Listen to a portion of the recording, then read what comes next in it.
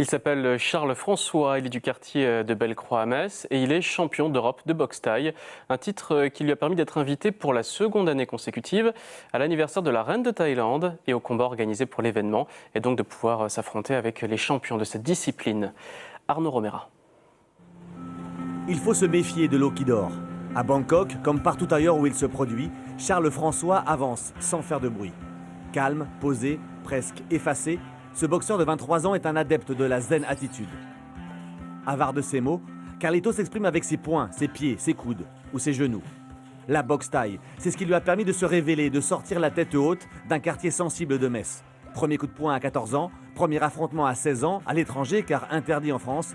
80 combats plus tard, Charles François est un guerrier pacifique. Le ring, c'est un autre univers. C'est ma deuxième personnalité. Les boxeurs, on est un peu schizophrènes, je pense. À l'extérieur, on est tous très calmes. On est des gens comme tout le monde. Je connais très peu de boxeurs agressifs.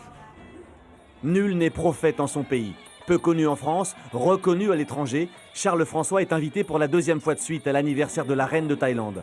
Un gala de prestige face à un adversaire de choix, le Thaïlandais Samson. Au cœur de la bataille, le Français reste zen, même face au danger. Carlito prend un malin plaisir à battre les Thaïs à leur propre jeu, sur leur terrain. Coup d'œil, esquive, remise, le Français est passé maître dans l'art du combat à distance. Le ring est son terrain de jeu. Une maîtrise qui impressionne le public et permet à Charles François de terrasser son adversaire en moins de 3 reprises. Avec Carlito le cérébral, la boxe thaï se transforme en jeu d'échecs. Au premier abord, pour le public qui ne connaît pas, il peut penser que c'est un sport super violent, on se met des coups sans réfléchir, c'est celui qui va tomber le premier. Mais en fait, à ce niveau-là, pas du tout. C'est vraiment le boxeur le plus intelligent et le mieux encadré par son coin qui va réussir à gagner le combat. À Bangkok, Charles François commence à avoir un nom et une sacrée réputation. Ici, en Thaïlande, dans la mère patrie de la boxe thaï, il est l'un des rares boxeurs étrangers à n'avoir jamais perdu le moindre combat.